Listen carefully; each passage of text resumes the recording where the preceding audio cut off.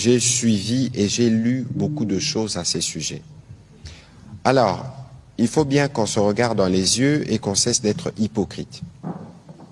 Lorsque la circulaire a été prise au niveau du ministère de l'Éducation, la circulaire n'avait pas pour vocation de faire croire que le gouvernement s'est mis dans une position d'encourager. Attention. Parce que une jeune fille enceinte à l'école, c'est les résultats de plusieurs failles. D'abord, il y a la faille de la maison, en termes d'encadrement. Sûrement qu'à un certain niveau, il y a peut-être la faille de l'école, et qu'il ne faut pas oublier que nous avons une constitution qui consacre le droit à l'éducation, et qu'on ne peut pas, en aucun cas, penser exclure une jeune fille parce qu'elle est tombée enceinte. Ce serait une double punition. Parce qu'il y a des enquêtes, notamment les enquêtes de population EDS, vous pouvez le lire, qui démontrent que plus les femmes sont instruites, moins elles tombent enceintes. Parce qu'elles apprennent comment se protéger. Et donc, lorsque vous dites que ces enfants ne doivent pas aller à l'école, vous les discriminez. Et en les discriminant, il y a non seulement que notre propre constitution, dans ce qu'elle stipule, est violée, mais n'oubliez pas que la République démocratique du Congo est signataire de plusieurs conventions internationales. Il existe une convention de droits de l'enfant qui proscrit toute forme d'exclusion de l'enfant à l'école. Et il ne faut pas oublier alors, parce qu'une élève, nous partons du postulat qu'elle est mineure, peut-être qu'elle a été victime. Le bourreau, il est où? On en fait quoi? Le bourreau, là, qui est derrière cette grossesse.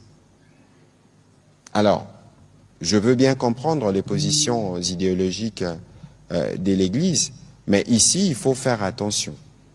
Parce qu'aujourd'hui, à la différence de notre époque où nous n'avions que le ZRT, il faut admettre que nos enfants ont accès à une masse d'informations en même temps. Ce n'est pas seulement les réseaux sociaux, mais c'est aussi toutes les chaînes qu'il y a avec les différents télédistributeurs que nous avons. Alors, est-ce que nous devons continuer à être conservateurs, entre guillemets, hypocrites, et ne pas aller donner une réponse à une problématique sociale qui est vécue?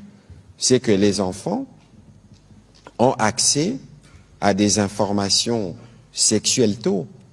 Est-ce que les vrais palliatifs, ce n'est pas d'abord l'éducation avec une grosse attention sur le sujet, premièrement?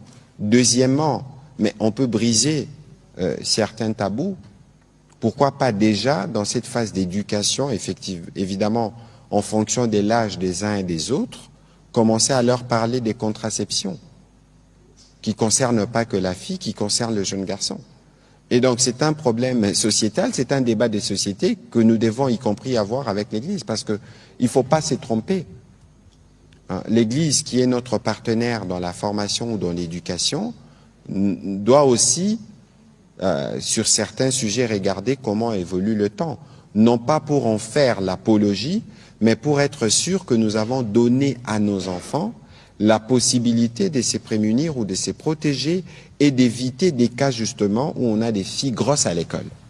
Et donc ici, je pense qu'on ne va pas clore les débats parce que c'est un débat qui réveille les traditions, les coutumes, les perceptions des uns et des autres. Mais ici, il faut considérer qu'on ne peut pas exclure ou punir doublement une jeune fille parce qu'elle est grosse. Ce n'est pas de l'encouragement, mais ce sont ces droits qu'on fait respecter, ce sont des protocoles qu'on a ratifiés, qu'on fait respecter, quitte à nous, comme société, comme famille, comme école, de tirer les conséquences pour qu'il n'y ait pas des cas de ce genre. Et je pense que c'est faisable, et je pense que de ces points de vue, vous aussi les médias, vous avez votre responsabilité. Merci.